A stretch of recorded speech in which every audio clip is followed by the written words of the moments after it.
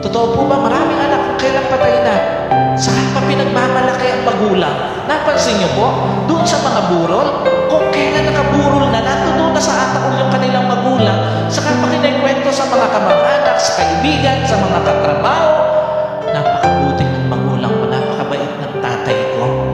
Pero nung nabubuhay, may hindi mo man lang maipagmalaki sa mga katrabaho mo.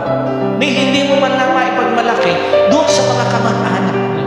Yung tamang pagmamagulang, tamang pagtrato sa magulang, ngayon pa lang, kaya mo na silang ipagmalaki.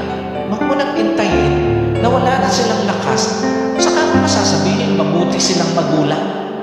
Huwag mo nang intayin na may sakit na sila. Saka mo masasabihin na walang katulad yung kanilang sakripisyo. Huwag mo nang intayin na nakaburol na sila. Saka mo pa sasabihin wala kang katulad na magulang. Huwag mo nang intayin na nandoon na sila sa sementeryo, saka mo pa sasabihin, mahal na mahal kita. Ngayon pa lang, malaki mo na ang magulang mo. Ngayon pa lang, ipagmalaki mo na sila, ibinigay ng Diyos na magulang mo. At ngayon pa lang, pagpasalamat mo na sa Panginoon, Lord, salamat sa binigay mong magulang mo. Hindi sila